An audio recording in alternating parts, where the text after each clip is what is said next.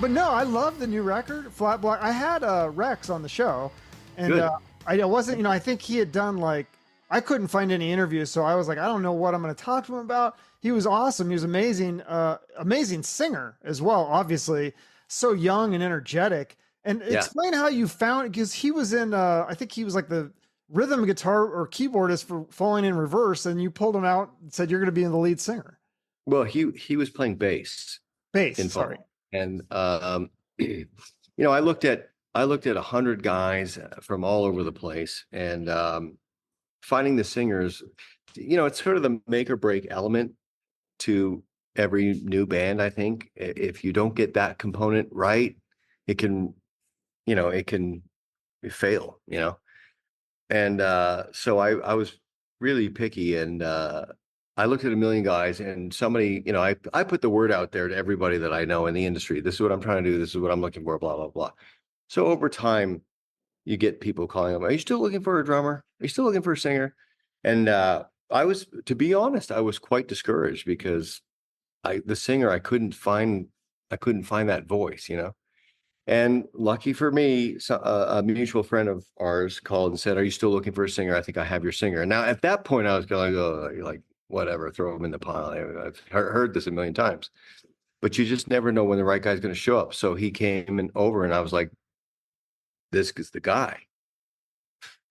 So it wasn't like a thing where you're like, okay, I need a guy with a name that's been established that can build. You just wanted the best singer regardless. Didn't care how old he was, how young he was, where he came Yeah. from. Yeah. It's about music first, right? And I had in my mind that it would be a lot more fun and probably a little easier if I found guys that, would appreciate the break. There's a young energy and a willingness and a hunger that comes from guys that are anxious to break through for the first time. If you there is a if I had tried to put an all-star band together, then you know we've seen that. That's not that interesting. Plus, there's always the risk that whoever you collect from big bands might go back to their big bands. You know, so I was looking for unknowns. Sure. Yeah, I like the way you compared. I think I heard you talking about it before, where you compared it to Alice Cooper, where Right. he's getting these younger musicians, and they make him. I mean, he sounds amazing too, but he's get this really young, energetic band, and then it's like, wow, the band sounds so tight because he got these young guys. It's smart. He's a smart man, and like I said, I just thought at one point I was that guy where I thought I had all the right ingredients, but no one would give me a shot.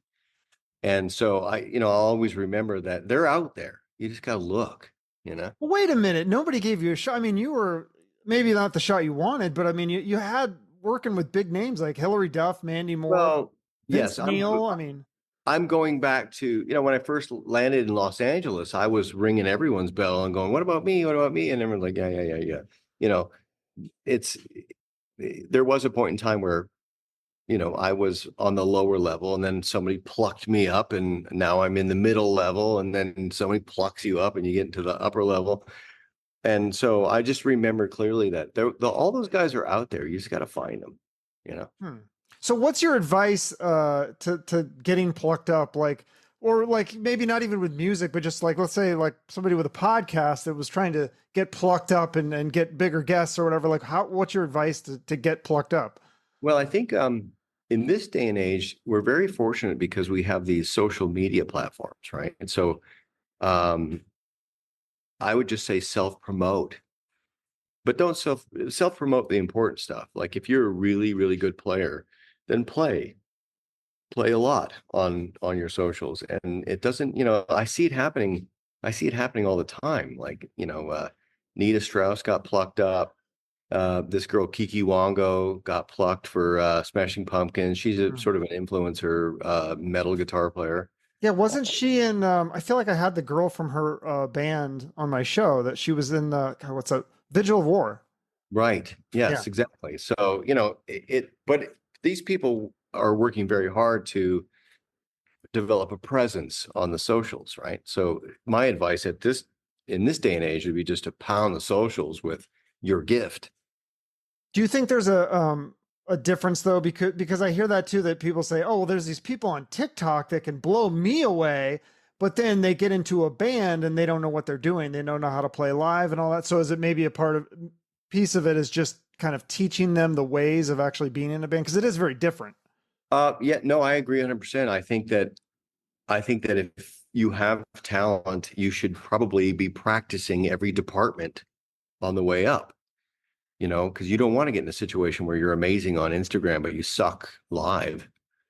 So I would recommend get into some kind of performing situation as soon as you can, no matter how small it may be or how intimidating it may feel. That's a huge component. That's what sort of where people separate, the men from the boys. Like, okay, because Instagram, am I really hearing the right thing? Am I really seeing the right thing? But if you deliver live, you just can't, you can't take that away. Yeah, That's there's so many pieces to it. I just love your story, how you got in your car and you drove down to LA, and then your idea was, it was so smart because you hear all these stories about people who are waiters or bartenders and then they try to play music at night, and you just said, I'm going to get paid for playing music, doesn't matter what I'm doing, that's what I want to make money for. Yeah, I mean, I believe that my whole mentality has always been all or nothing. That's my Hmm. email being off. I'm an all or nothing kind of guy, almost to a fault. So when I have my sight set on something, that's all I think about, and that's all I grind on 24/7. And there really is no substitution for hard work and dedication. And I think that if if you take that kind of approach, eventually you'll have a breakthrough. I'm not a part-timer. I'm obsessed. So same thing with Flat Black. As soon as I in 2020, I had no clue what was going to happen or what it was going to look like or what it was going to be called or anything. But I said, but I have to do this, I have to rebuild. And I think a lot of people make the mistake of rushing back out there with something just because they feel like they're going to lose their presence or momentum. But I think good product takes a while to mold.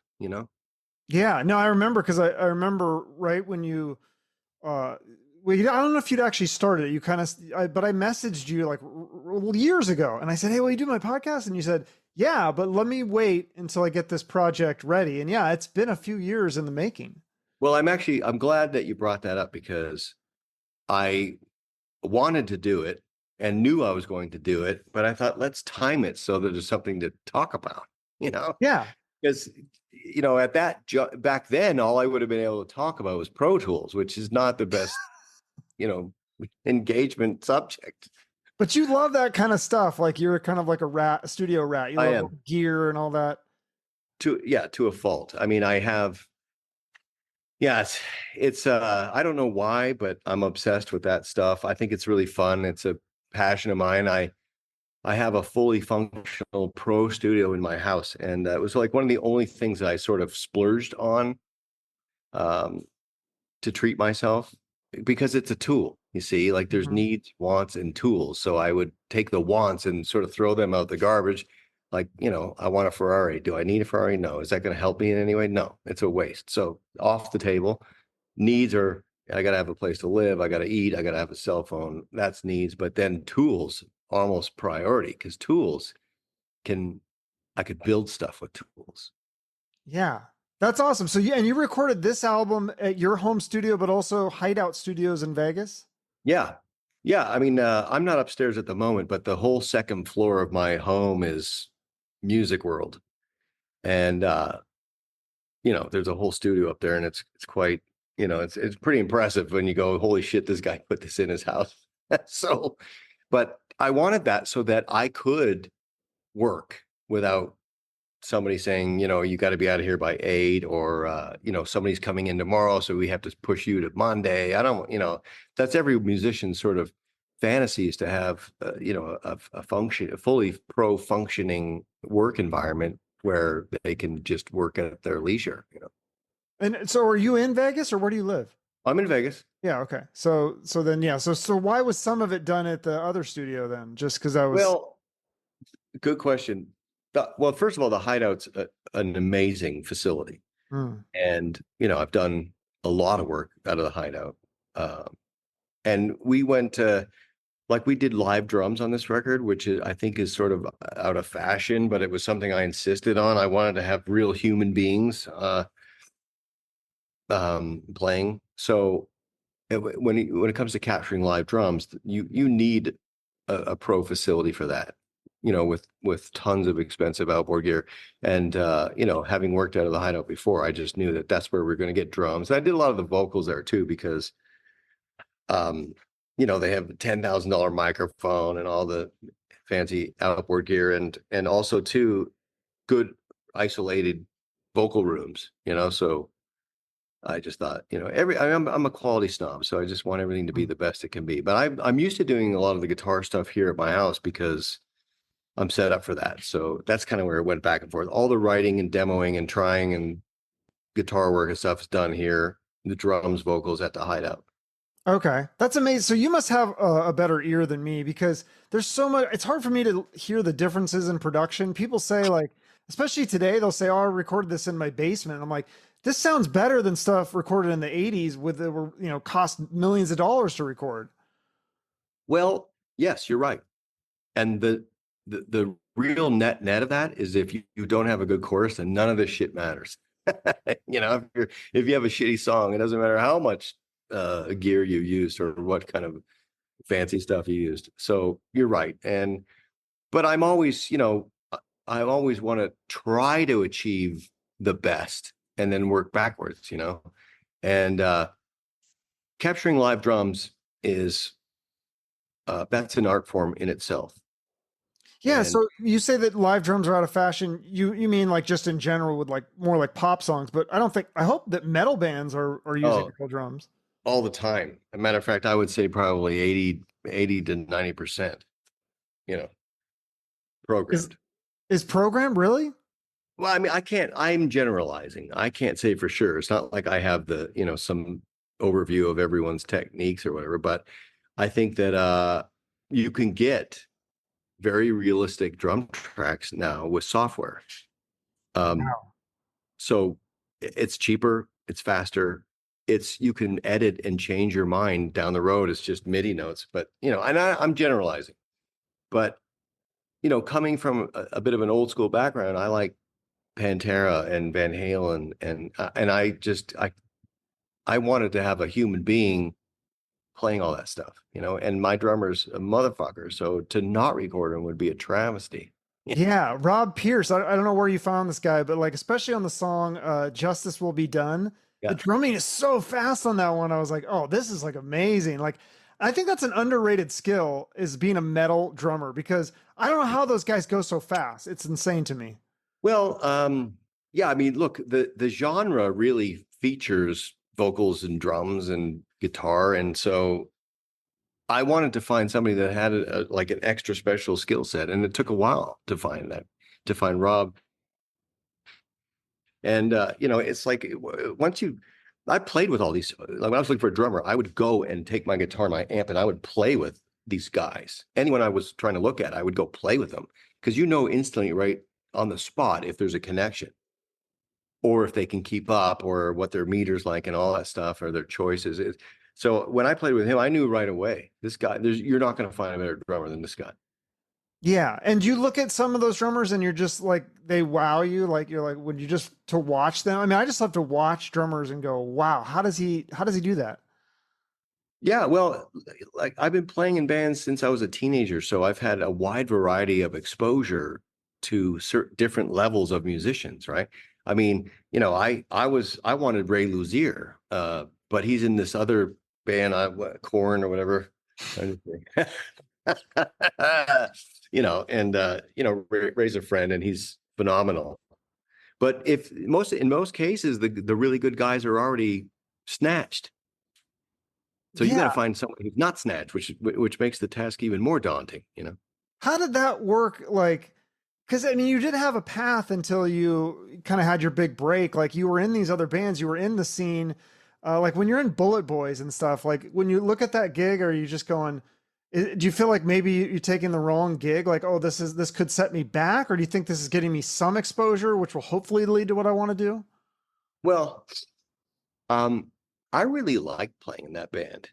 I love Bulletboys. Yeah, I think Yeah. it's cool. I'm sure you don't get asked about that a lot. So, No, but I'm never going to be the guy that looks back at the things I've done and said, "Oh man, what was I thinking? I must have been out of my mind. Boy, I wish I had never done that." No, no, everything happened for a reason, and I still keep in touch with Mark. Um, we're still buddies, and we, you learn something. Everything you do, it's not about. I just go into it like, what am I supposed to learn from this?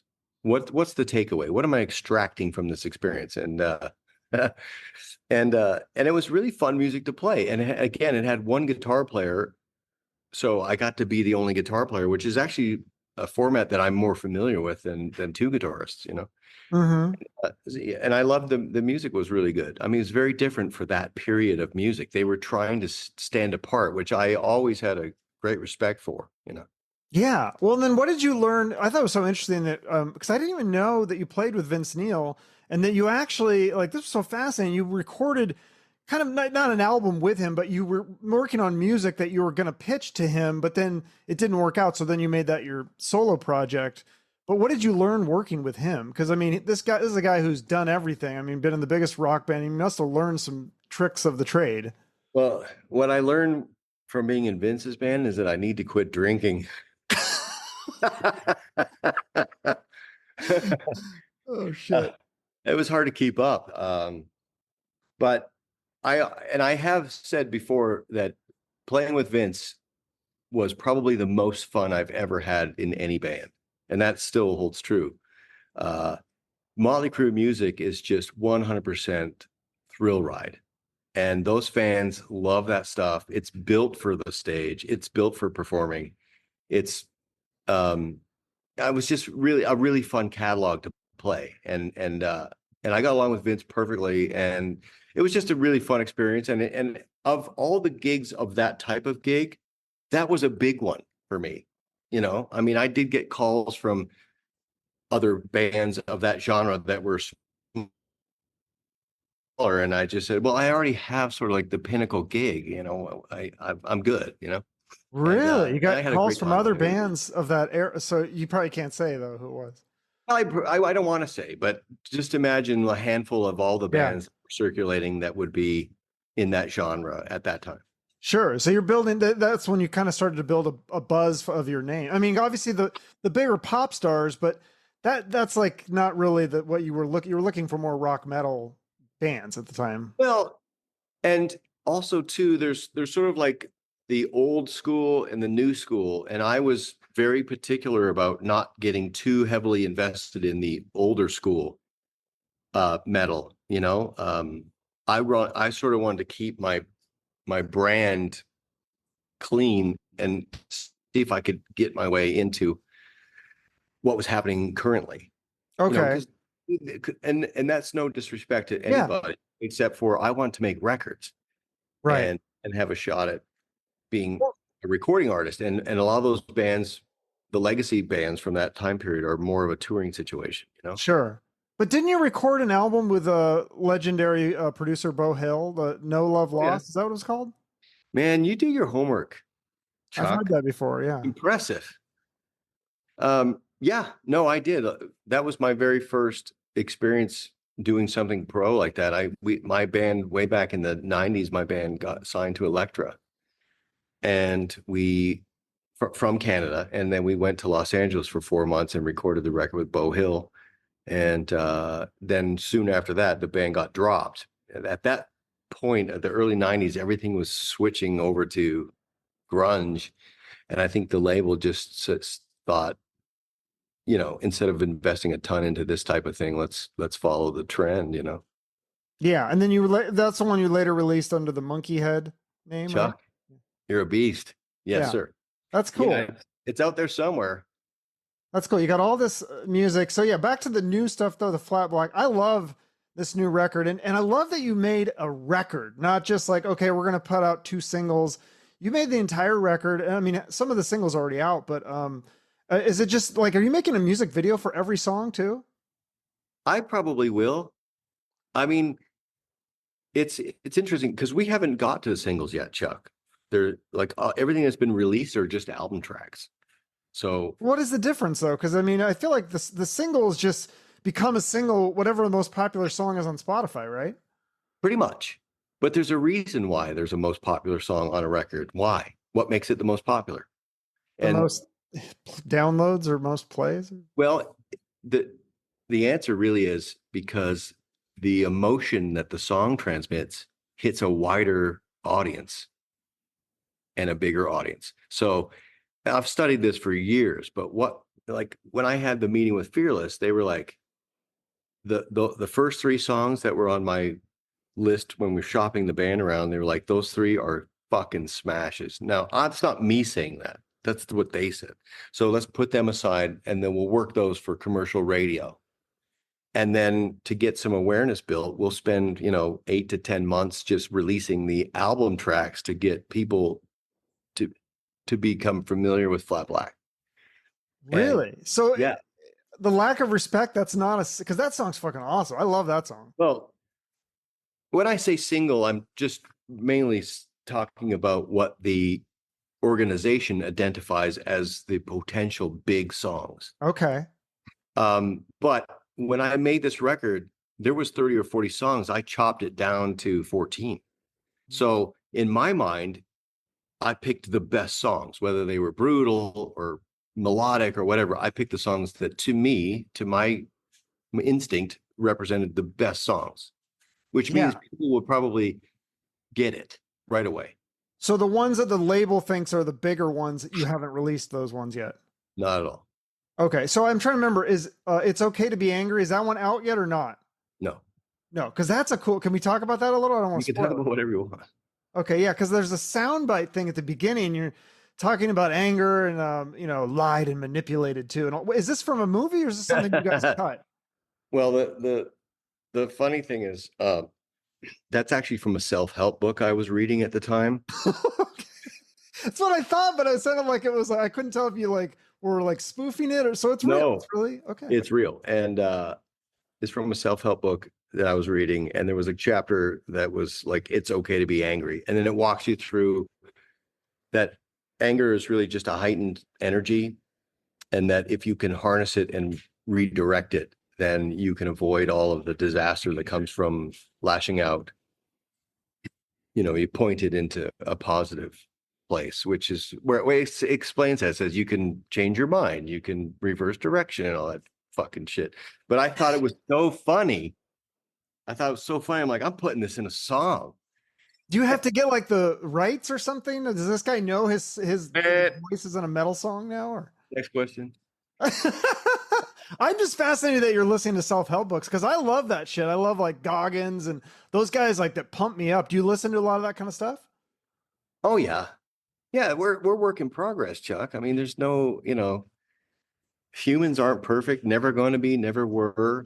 And I'm always trying to sharpen the razor, I'm just the same as everybody else. I got my shit and I'm curious by nature. I like to learn. I take lessons. I have tutors right now, Yeah, weren't you taking guitar lessons from the guy from Racer X? Not Paul Yeah. Gilbert, the other one, Bruce. Yeah, Bruce Budelay. I never can pronounce that right. Me That's either. cool. Hope I Are you got it still right. taking guitar lessons from him or someone else now? Not right now. Right now I'm heavily into the Adobe suite. I'm learning how to cut video and Photoshop and Illustrator because I have to market the Flat Black thing. So, I'm sort of, I like that visual component. And instead of sitting around trying to find the right people to do it for me, I'm just kind of gonna roll up my sleeves and figure it out myself, So like the album cover, I did that, in Photoshop. The whole album art packaging I did myself. Not because I wanted to, I didn't. It's because everything that was coming down the pipeline to me was substandard.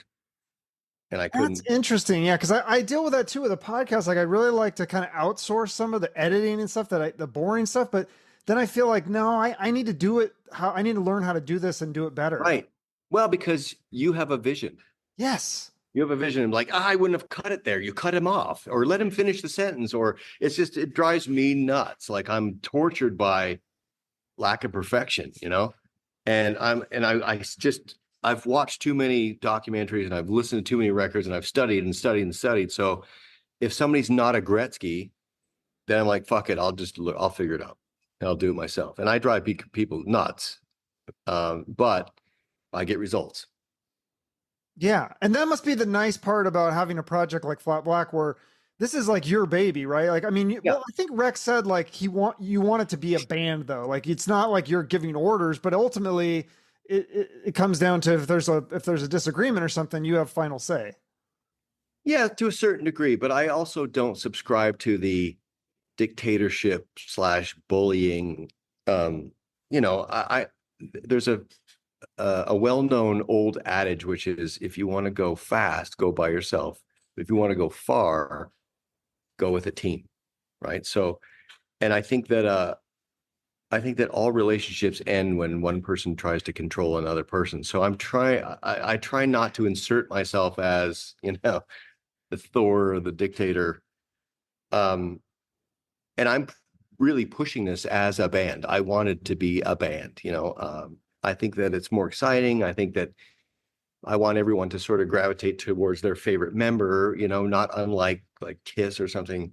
And you know, my ego isn't big enough for me to insist on being the focus, even though it's probably going to happen by default. I really like the idea of spreading it around and having everyone be a good team, you know.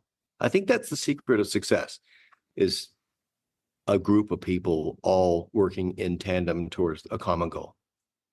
That makes sense. Yeah. And I mean, it does feel like that too when you listen. Like I said, the drumming is insane, the Yeah, singing is insane, your guitar work is insane, the bass lines are insane. Like everything, there's no weak links. The songwriting is insane, the production, everything is good. thanks. Well, look, I'm a quality snob, so self-proclaimed, you know, and you know, whatever I do, it's always going to be 110%. And that may sound cliche and everyone says the same shit, but for me, I just can't, I don't settle. I can't settle. I just have a radar for that can be better, you know? Yeah. Now, how did you do the songwriting? I can't remember when I talked to Rex. I believe that he helped write some of the lyrics, right? Oh yeah, for sure. I had done a bunch of writing with some of my friends that were willing to help me out. You know who Keith Wallen is? Yeah, I had him on the show from Breaking Benjamin. Right. Yeah, So nice Keith, guy. super guy, one of my buddies. And I heard Keith sing. We were touring with Breaking Ben, and there was a section of the Breaking Ben show where he gets to stand up and sing like "Sad but True," and I'm sitting there side stage every night going, "Holy shit!" And I go, "Dude, with a voice like that, you need to do your own thing, man." You know, and he's just a And he talented. did do his own. He's got some Yeah, solo. exactly. I'm like, there's no reason why you shouldn't be rocking, man. And so, um, you know, I was hoping that he and I could do something together, but he is clearly and should be on the path he's on. But he did. I wrote a bunch of stuff with Keith. You know, he's a badass, and you know, and then I knew that I needed somebody to come in and sing. So when I found Rex, Rex injected his um you know, his magic into everything that was done and tweaked things and added lyrics. And we wrote some stuff from scratch. I mean, it's just, that's the way this came together, you know? Yeah, no, it's great. And then talk about too about the look of because I feel like that's something that sometimes gets overlooked, no pun intended. Like, but that is an important part of a band is I mean, you have that, you definitely have your look, and then Rex, I mean, he's got that his look as well. I mean, that's important piece of it, right? And especially a fan of Kiss like yourself. Right. Well, it's interesting. You're like the first person to ever bring this up. And I'm not exactly sure what the right answer is, except for you know, I was looking for winners, and winners consider the whole package, you know, like people that are healthy, think healthy, look healthy, treat themselves with respect. Um, Winners, you know, I wanted to build this to be a Formula One race car. and not a jalopy, and so there's just those types of personalities where you can just tell that's a winner. I can't, without going, the look it's really just about the music. But I also I just feel like that component is completely forgotten about these days. Like the bands they look like a bus stop. Like, like Yeah, I mean, to me, like I grew up in the 80s, I guess. Well, actually grew up in Seattle in the 90s, but I was starting to get into the metal of the 80s and 90s, and like so I was a big Skid Row fan. And I had Rachel on, he was telling me how like, that's why they picked Sebastian, was because the guy they had could sing fine, but he just didn't have that like star quality. And they got Sebastian, like, this guy's got the star quality. He's got that 100%. swagger, the look, all that, and he can sing obviously too. They put him on the cover of Rolling Stone, Yeah.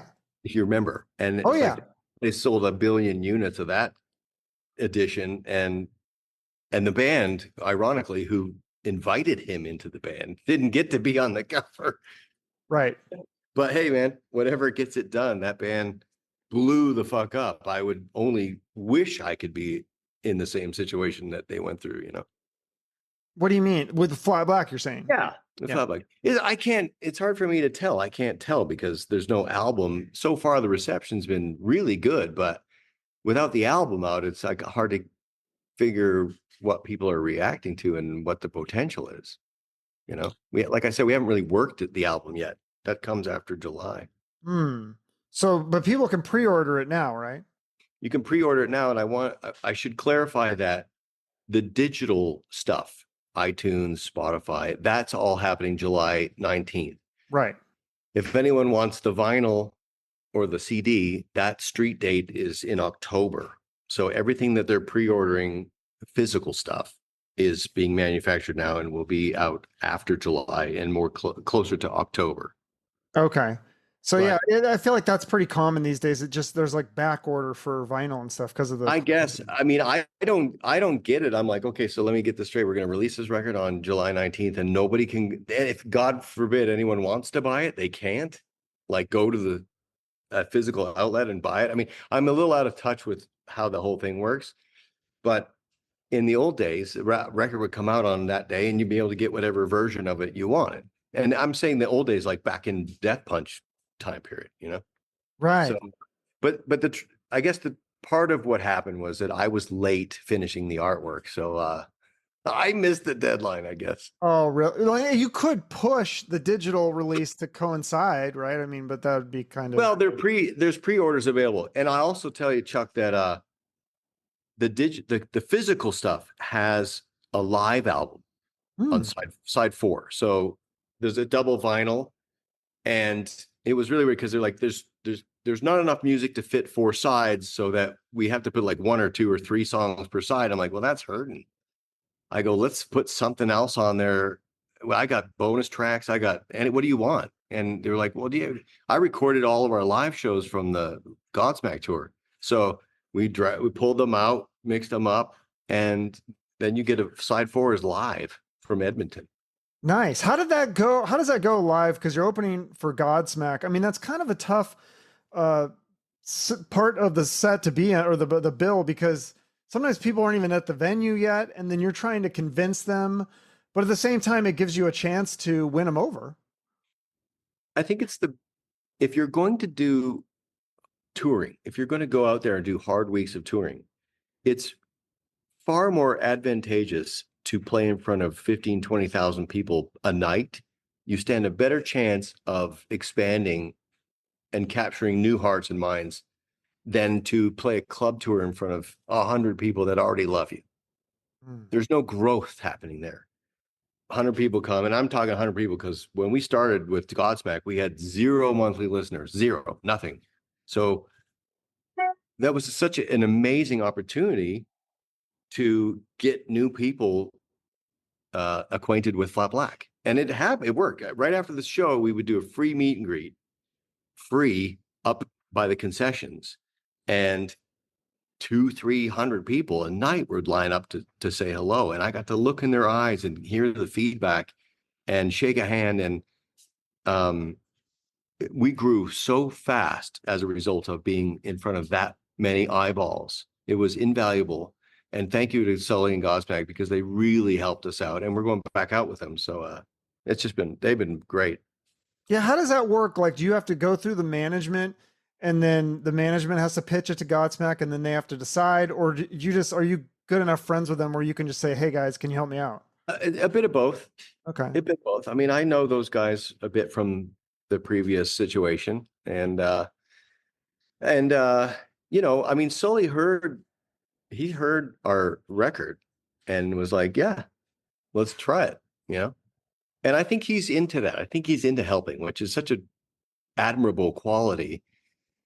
He certainly is operating at such a high level of success that he decides to give back and help, which is just, you know, it's awesome. And he has been a tremendous help. And that's how, you know, it was a bit of both. Managers talk to people. I've just got this new thing. It's this guy from this old band, blah, blah, blah, blah, blah. And you know, it's been great.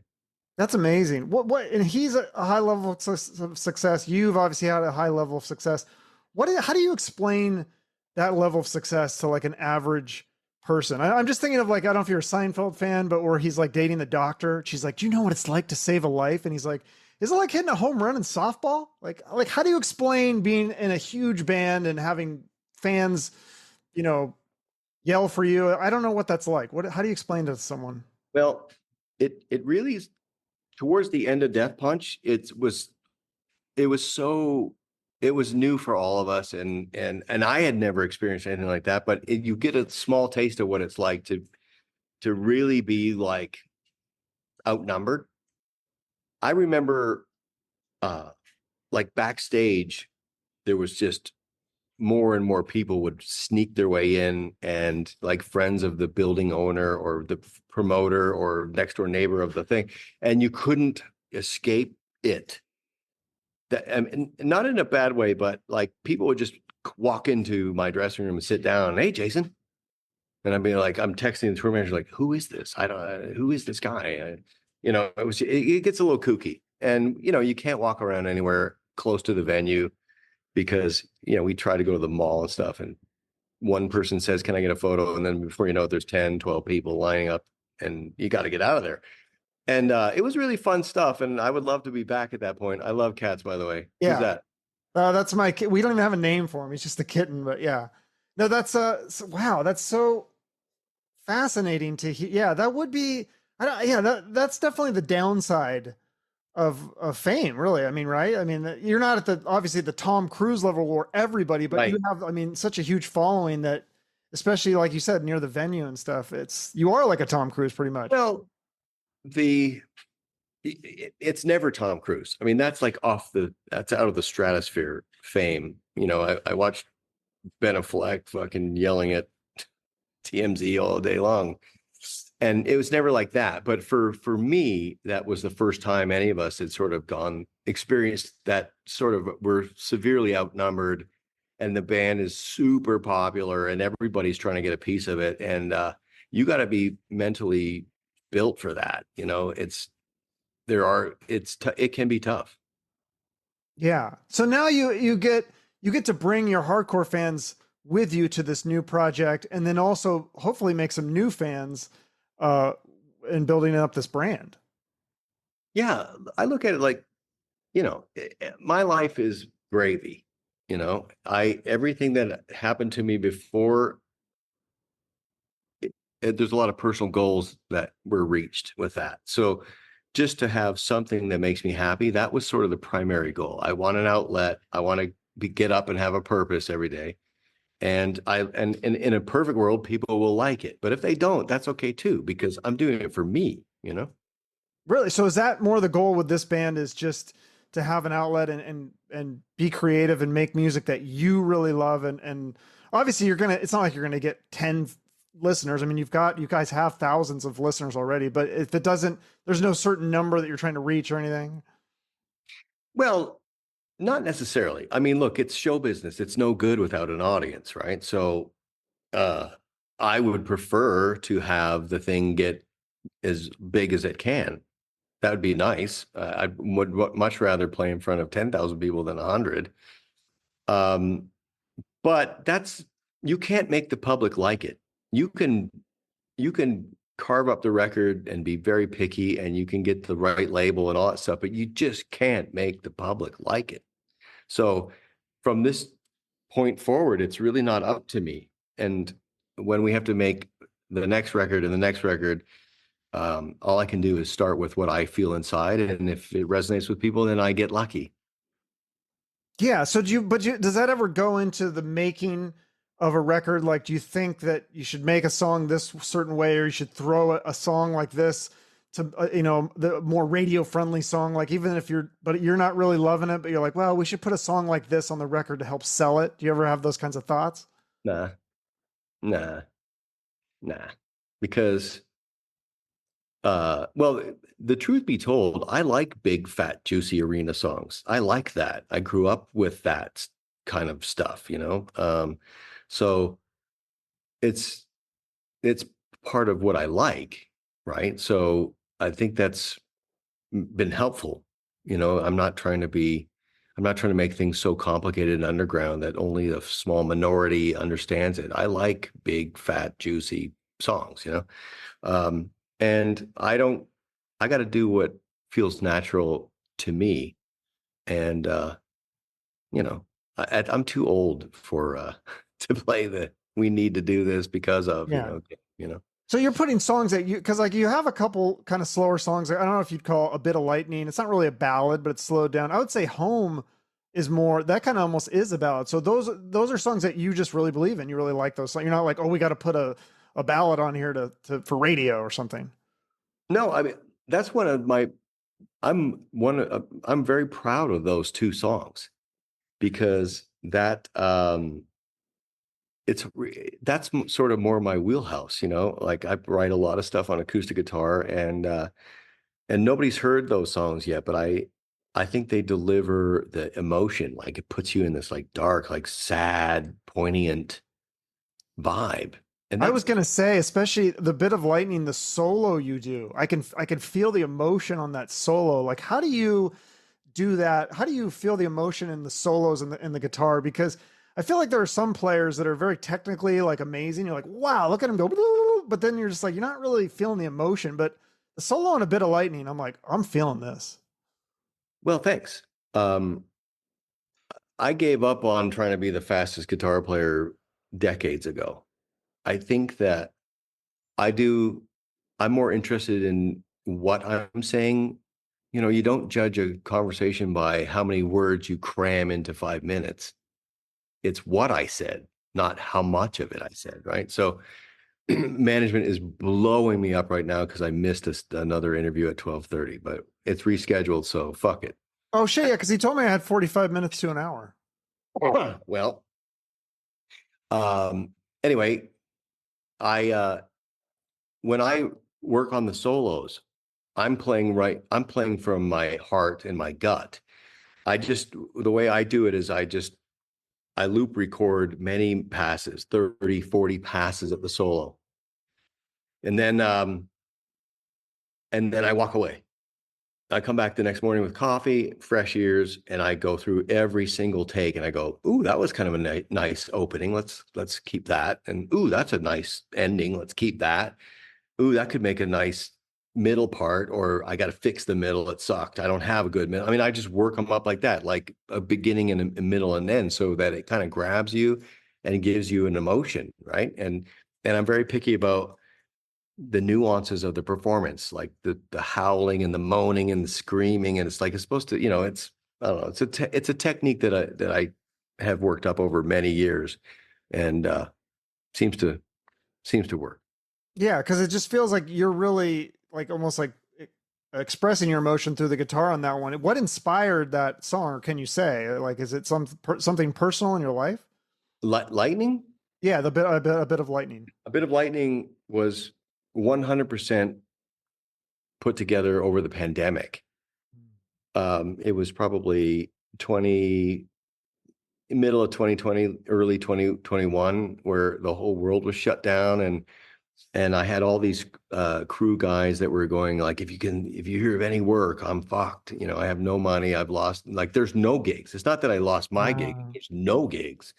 And Live Nation and the whole thing was just, the whole we'd never experienced anything like that as a country, right? Wow. So um, I just felt like I just kept seeing all these people that were in dire straits, and so that whole song was really just, um, the lyric is about asking for help, asking for hope. You know, I could use a bit of lightning to get me through the dark. You know. That's fucking awesome. I love that. That makes me like the song even more, which I already love it. Hey, it's I'm not very good at faking stuff. Everything that's on the record came from a real place, you know? Yeah, Uh, that's what I love about it. It's like it's such a journey too, because you get, like I said, you got those two kind of slower songs, and you got obviously got the fast, aggressive shit, and then I felt like Nothing to Some. That's a cool one. That has like almost like a little bit of a punk influence to me. that's Corey, right? Is that that's the yeah, that's the one that he's guesting on. Yeah. Yeah, yeah, Yeah. And I mean, that was just one of those songs where it's brutal. It's brutal, but it has a vibe. It has good pulse, right? Really fun to play that one live. Um, the solo on that, the solo on that track was one take. There's no rhythm guitar, so I really was trying to bring back that older sound, like what Pantera used to do. There's no reason why to multi-layer everything up. I'm going to play a solo. He's on bass, he's on drums, and just let it live like that. And it's not something you ever hear nowadays, but I love that. I was like, I'm doing that, you know? yeah. And that one's out now. People can listen to that. Like you said, Corey Glover from Slipknot for people Oh, who Corey don't know. Taylor. Or sorry, what is Corey Glover? I'm thinking of Living Color. I just had him on. If you're a Living Color fan, Oh yeah. Well, when they first came around with the cult of personality, I mean, it was undeniable. I I, saw them live recently, and I was like, oh my, they still sound amazing. Some bands like oh yeah. they get older and they can't keep up, but they sounded amazing. So Well, yeah, Corey Glover is a motherfucker. oh yeah, that's what. So I'm trying to think. I had Dave Fortman from Ugly Kid Joe on, and he produced one of the Slipknot albums, and he Right. said Corey Taylor was the best singer he'd ever worked with. He could do everything in like one take. Yeah, he's bionic. It's insane. And Yeah. he has a solo thing too that he does, right? Oh yeah. Oh Yeah. yeah. Yeah, he's one of the hardest working dudes I know. He's just doing 10 things at all times, and one of the most talented people I've ever worked with too. I mean, the guy just writes with ease. What he does is something you don't find very often, you know. Right. Yeah. Do you think that you would do any touring with him, either his solo or with Slipknot? Well, it's up to him, you know. My answer, of course, would be yes. I not only as a friend, but I greatly admire his talent, you know. And but so yeah, for me, it's a given, but it's really up to him. I'm not the only one pulling his pant leg, going, "What about us? Right. What about us?" You know, Yeah. like But it everyone would. seems like you're friends with all these guys, Godsmack, Slipknot. Like, Oh, is there anyone you're not friends with? uh, I won't make jokes, Like, but look, if you zoom out, the the greater mission here is to um, be positive, spread good energy, be cool and kind. It's not about tantrums. It's not about ego or prima donna. It's not about it. It's not about that. You know, music is built to be shared, and so you have to respect the people that are also doing that, your peers, and also the people that are enjoying what you did. They're all important. All these people are important. You know, I don't treat anyone differently. You know. yeah. Well, it's kind of like the movie that you were in, The Hired Gun, about all these people. And that's like doing these interviews, you start to learn there's certain people that there's a reason that you keep seeing them getting hired so many times, because they're easy to work with and they're not difficult. I can't remember who it was. Might have been Rudy Sarzo I had on, and saying Yeah. that, anybody can, there's a lot of people that can play bass. There's a lot of people that can play guitar and drums. It's like, the bigger thing is like, are you reliable? Can I work with you? Like, is it going to be difficult? Because that's a bigger piece of the puzzle, it sounds like. It's 100%, right? Are you going to spend time with somebody that makes you feel uncomfortable? No, you're just not. And this is very true in the music business, especially in bands, people would much rather have somebody that's has good energy and brings a positive attitude, but may not be as good of a player as the asshole that's always in a bad mood, negative energy, curmudgeon, you know? It's all about the hangman. It's like you only get one life and it's so short that, you know, it's a it's the quality of life and how do I feel on a daily basis? That's really all it comes down to. Yeah. I just think back to the Skid Row and like how those guys keep saying like, no, we don't want Sebastian back in the band. We're good. And not saying it's all his fault for whatever reason. They just don't want to work with him. And then, like, I kind of understand that. Cause like you think about in your own life, like even if you're not in a band, like there's probably people that are good at what they do that you just wouldn't want to, whatever field you're in that you don't want to work with. I mean, you see it in sports. See these amazing athletes that get traded from teams and you're like, why would they trade that guy? And it's like, well, why do you think? Yeah. Well, it's just in life, you know, it's like I know the Skid guys really well and Oh, do you? oh yeah, yeah. Their priority is quality of life, you know? How do Yeah. how do I feel on a daily basis? And when you've been doing it as long and as they have, that's the only thing left, you know. That's the only thing left is do I enjoy this or is it painful or painless? That's it. Yeah. Like where I'm at. I just always wonder because I had Snake on and I had Rachel on, and they never tell me like, "Hey, you can't ask about Sebastian." And then I feel like people ask him in the interviews like almost every time, and I'm like, "Can we just either if they're not ready, like, can we just stop having people ask him about it then?" Because and then Well, there's always a headline: Snake says he still won't have Sebastian back in the band, and I'm like, why do we keep going through this rigmarole? It's I don't know. I just watched an interview with Snake and he handled it so well. He's such an adult, you know, and has so much class. And I thought the way he navigated the questions was just brilliant. And they've answered these questions. There's no need to keep going through it, you Yeah, know. but people keep asking him. I don't know. Yeah, well, I mean, I'm close with him. You know, he's at peace. And at the end of the day, that's all that matters.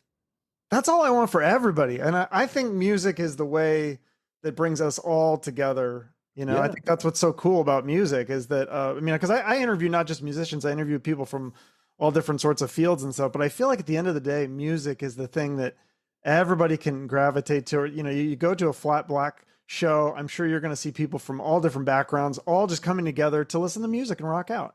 I think that's Yeah, awesome. I think that one of the things that I'm trying to accomplish with this new band is you know, not everything has to be anger based, right?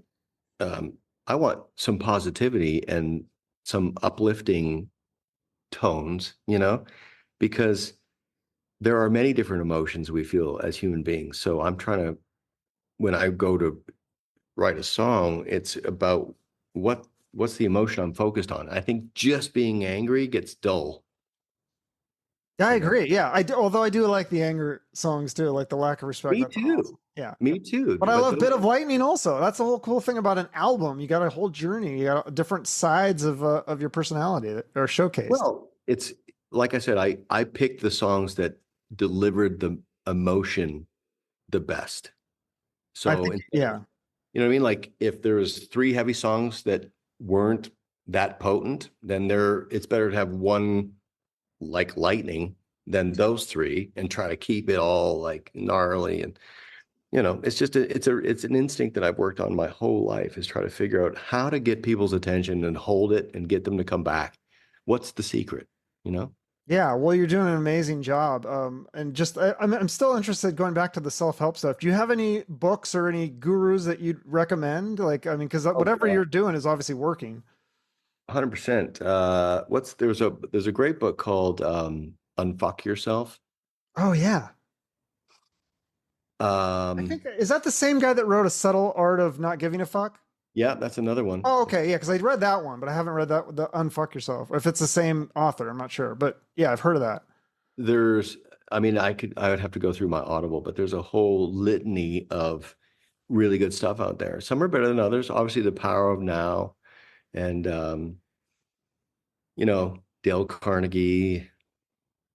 there's a whole, I mean, I just look, if I'm packing up my hotel room, I'll just throw that on, gives me something to ingest to reset my brain on the way out to my day, you know?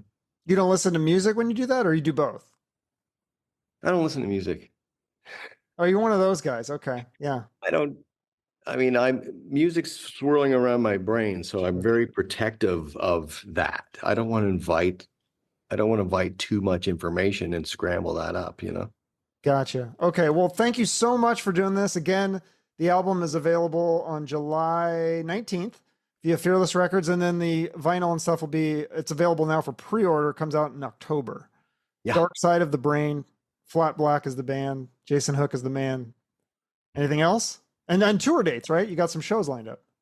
July 19th, we go out with Godsmack for a week and a half or 2 weeks. And then we start up again with them September through November. Okay.